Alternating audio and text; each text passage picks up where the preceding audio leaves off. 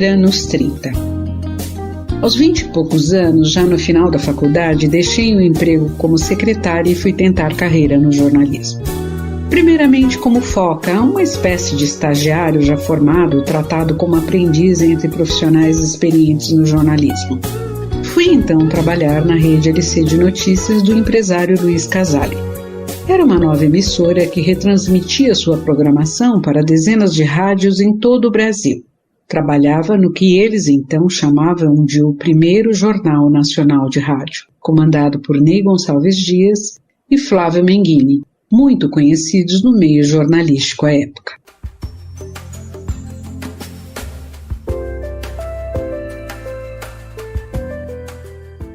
Menghini era uma voz possante, maravilhosa, muito requisitada entre os narradores de São Paulo. Ney, bem conhecido do público, ganhou mais projeção quando trabalhou no programa TV Mulher da Rede Globo ao lado de Marília Gabriela. Neste primeiro Jornal Nacional de Rádio da Rede LC de Notícias, havia inúmeras outras estrelas, como Aloysio Biondi, jornalista de economia que fez carreira em alguns dos principais veículos do país, chegando a dirigir vários jornais. O Juca Kfouri, o jornalista esportivo que já era bem famoso à época. Luiz Gutenberg fazia comentários de Brasília, onde vivia e conhecia como poucos os meandros da política nacional. E Nivaldo Manzano, que tinha alta credibilidade por sua especialidade no setor agropecuário. Por vários meses eu tremia quando chegava à rádio só de pensar que dali a pouco estaria falando com aquelas feras do jornalismo e tendo que preparar as notícias que seriam colocadas antes de cada comentário. A imprensa era então muito respeitada, tinha muita credibilidade e alguns desses jornalistas eram tratados quase como celebridades. Menghini, além de apresentar as notícias com Ney, era também editor do jornal. Selecionava e editava todo o material produzido no dia. Meu trabalho era escutar as notícias das demais rádios e garimpar no Telex, um equipamento utilizado na época para receber e transmitir notícias. E ainda eu tinha que ler todos os jornais para ver o que era mais importante acompanhar. Daí fazia resumo das notícias em 10 linhas. O material servia para Menghini editar as aberturas dos comentários, orientar repórteres nas ruas, fazer entrevistas ao telefone e montar o roteiro do noticiário do dia. Assim se produzia um jornal em rádio. Apesar de muito jovem e inexperiente, eu me sentia muito importante realizando esse trabalho. Mas era bem exaustivo para uma garota que mal sabia escrever notícias e nunca tinha pisado numa redação. De qualquer forma, eu adorava aquilo. O jornal contava com reportagens, entrevistas e notícias entremeadas com comentários de economia, política, esporte, agronegócio, entre outras. Fui criando conexão com os comentaristas e a equipe de reportagem. Nos anos 80, o movimento em defesa do consumidor ganhava corpo, e João Dória Júnior, o jovem presidente da Paulistur, a Secretaria de Turismo do então governo Mário Covas, integrava o time de comentaristas como especialista da nova área. João Dória Júnior foi um dos primeiros comentaristas de defesa do consumidor do Brasil, e já trabalhava muito.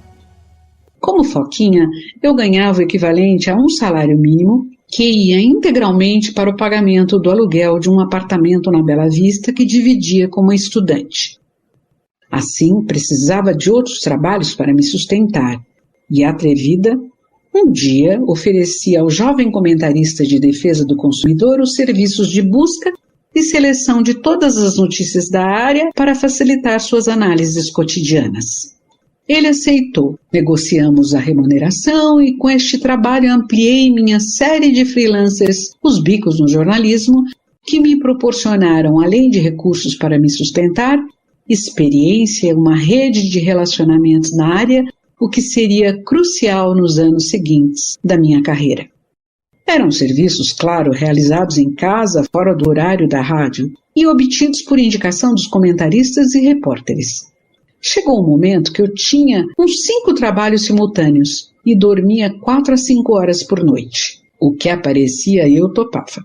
transcrever entrevistas gravadas, redigir matérias para jornais de empresa, fazer clipping, ou seja, seleção de notícias, coberturas de eventos, entre outros serviços avulsos.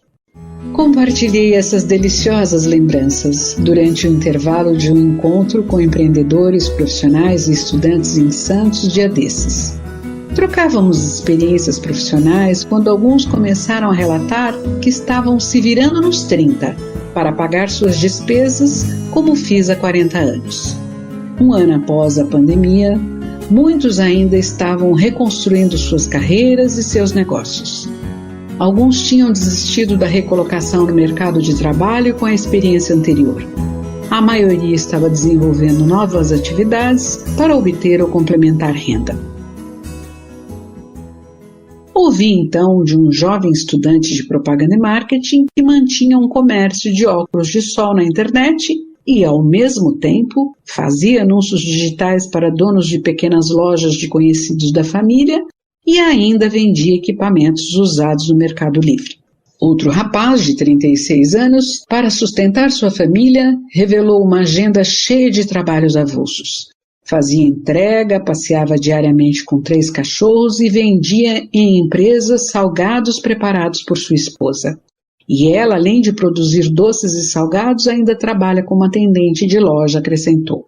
Uma professora universitária, além da atividade acadêmica, contou que produz eventos e trabalha no desenvolvimento de um aplicativo. Outra professora de idiomas disse que acumula essa atividade com a consultoria em design de interiores para complementar a renda. Um deles, que se mantinha também como freelancer, observou: "Prefiro ter vários trabalhos a emprego fixo."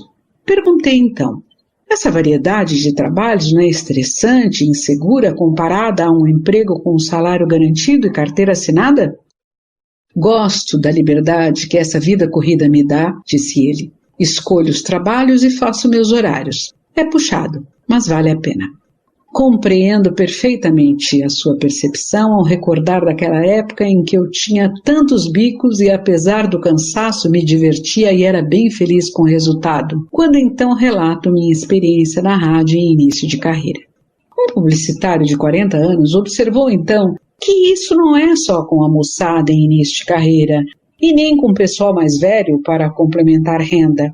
É também um novo modo de garantir o sustento, um novo modelo de vida profissional, afirmou, relatando que deixou um emprego bem remunerado para desenvolver projetos para diferentes clientes. Mudou de rumo por uma renda melhor, mas também pela liberdade. Lembrei então a observação de uma amiga, a psicóloga Sônia Mara, que, analisando essa nova geração de profissionais do mundo digital, resumiu certa vez o novo cenário do mercado de trabalho pós-pandemia. Hoje o mercado é de trabalho, não de emprego. A moçada quer realizar o que precisa ser realizado e pronto. Muitos evitam vínculos com uma empresa, como fez a nossa geração. Querem liberdade, autonomia. Um dos presentes discordou. Disse acreditar que ainda estamos numa transição, que essa situação, em parte, é por falta de alternativa e que o modelo ainda não está consolidado. Essa autonomia, liberdade e possibilidade de ampliação de ganhos e segurança que os vários trabalhos simultâneos oferecem tem seu preço, o acúmulo e o desgaste, disse, defendendo uma carreira dedicada a uma só atividade, que tem as vantagens da estabilidade, do crescimento e do desenvolvimento profissionais. Não houve conclusão naquela conversa, mas penso que, de qualquer forma, o importante é ter flexibilidade e resiliência nesse mercado em transformação tão profunda. Poder fazer escolhas e mudar quando se quiser ou precisar. Como a propósito ocorreu comigo durante a pandemia. Deixei minha atividade na comunicação e parti para a gestão de moradia compartilhada.